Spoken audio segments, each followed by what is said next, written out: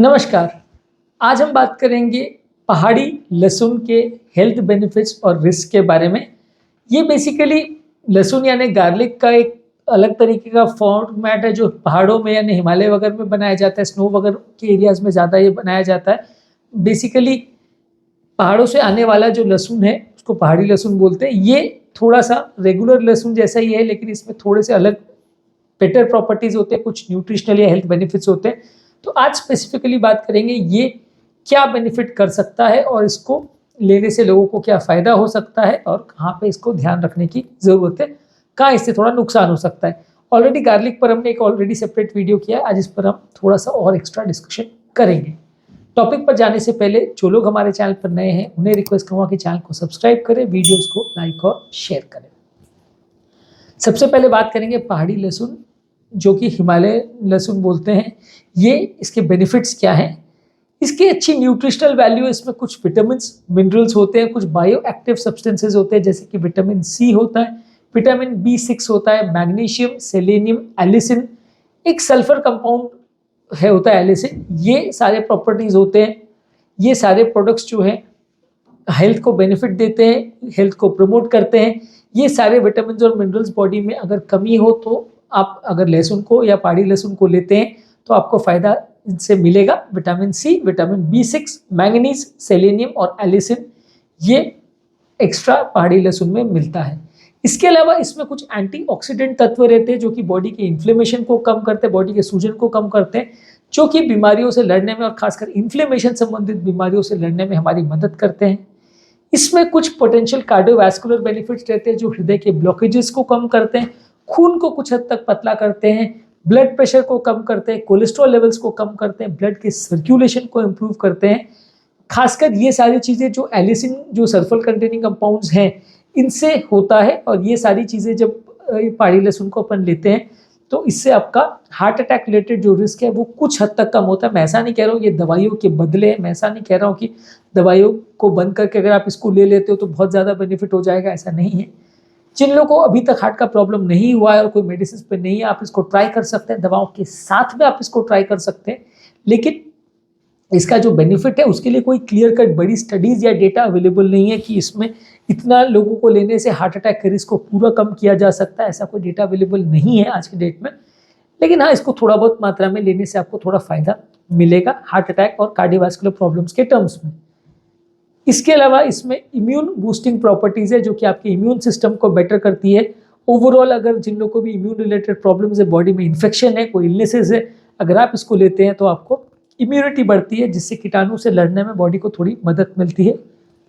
कुछ थोड़ी बहुत इसमें एंटी कैंसर प्रॉपर्टीज़ भी हैं। इसमें कुछ ऐसे तत्व होते हैं जो कि कैंसर सेल्स के बढ़ने को रोकते हैं, जिसकी वजह से कैंसर का बढ़ना कुछ हद तक कंट्रोल किया जा सकता है। हालांकि इसमें बड़ी स्टडीज़ की ज़रूरत है जिससे हम इस चीज़ों को कंफर्म कर सकें कि ऐसा सारे कैंसर्स और कौन कौन से तरह का कैंसर्स में ये यूज़फुल है, कितना ज़्यादा यूज़फुल है, वो डिस्कशन के लिए बड़ी बड़ी स्टडीज़ इसमें करना ज़रूरी है। आज की डेट में उतना डेटा अवेलेबल नहीं है, लेकिन फिर भी ये कैंसर वाले पेशेंट्स के लिए कुछ एडिशनल बेनिफिट दे सकता है। मेडिसिन के साथ में इसको आप प्रयोग कर सकते हैं।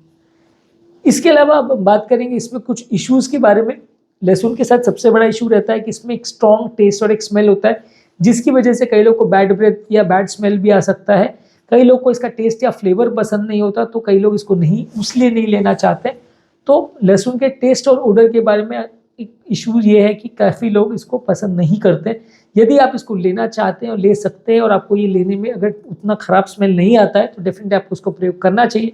लेकिन ये इश्यूज़ को सॉर्ट आउट करना इतना ईजी नहीं है। हाँ, सब्जियों वगैरह में अगर आप इसको यूज़ करते हैं या इसको थोड़ा सा फ्राई करके अगर आप यूज़ करते हैं तो थोड़ा स्मेल दब जाता है, लेकिन उसकी बेनिफिट्स भी कंपैरेटिवली आपको कम मिलेंगे अगर आप इसको बहुत ज़्यादा सब्जियों में या बहुत ज़्यादा फ्राई करने के बाद अगर यूज़ करते हैं तो। इसके अलावा कुछ मेडिसिन के साथ इसका इंट्रैक्शन हो सकता है, खासकर जो खून पतला करने की दवाई है, क्योंकि ये भी खून पतला करती है और ये कितना ज़्यादा खून पतला करती है इसके लिए कोई क्लियर डेटा अवेलेबल नहीं है। अलग अलग तरह के लहसुन में अलग अलग तरह का खून पतला करने की प्रॉपर्टीज़ हो सकती है। नेचुरल चीज़ों में थोड़ा सा एक प्रॉब्लम ये रहता है कि कितने कॉन्सेंट्रेशन में वो तत्व अवेलेबल है उसका कोई क्वांटिफिकेशन नहीं हो सकता, क्योंकि अलग अलग तरह के लहसुन में अलग अलग कॉन्सेंट्रेशन पर्टिकुलर तत्व का हो सकता है। अलग अलग तरह के हाइब्रिड्स और चीज़ें आजकल वैसे भी अवेलेबल है, तो सब में एक पर्टिकुलर कॉन्सेंट्रेशन एक पर्टिकुलर केमिकल का कम ज़्यादा हो सकता है।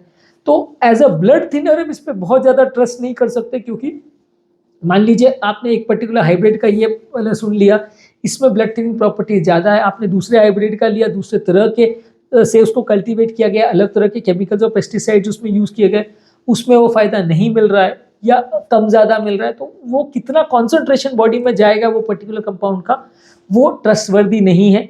इसलिए उसके भरोसे हम नहीं बैठ सकते कि भाई हमने इतना लहसुन खा लिया तो खून इतना पतला रहेगा जैसे हार्ट अटैक पूरी तरह से रुक जाएगा, वैसा हम ट्रस्ट नहीं कर सकते। मेडिसिन के साथ भी इसको लेने में थोड़ा प्रॉब्लम यह है कि मान लीजिए ज़्यादा आपने ले लिया और खून ज़्यादा पतला हो गया तो ब्लीडिंग चालू हो जाएगी, कम लिया और उसके भरोसे आप रहे, दवाओं का डोज मिस कर दिया तो खून गाढ़ा हो जाएगा, हार्ट अटैक हो सकता है।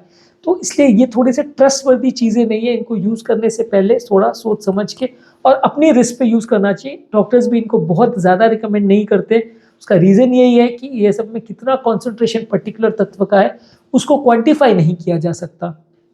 इसके अलावा कुछ लोग को इससे थोड़े डाइजेस्टिव इश्यूज होते हैं, कुछ लोग को इससे एसिडिटी बढ़ सकती है, कुछ लोग को फाउल स्मेलिंग या बैड ब्रेथ हो सकता है, डाइजेस्टिव डिस्कम्फर्ट हो सकता है, तो कुछ लोगों को ये हेल्थ पॉइंट ऑफ व्यू उतना सूट नहीं करता। इसके अलावा कुछ लोग को इससे थोड़ा एलर्जी भी हो सकता है।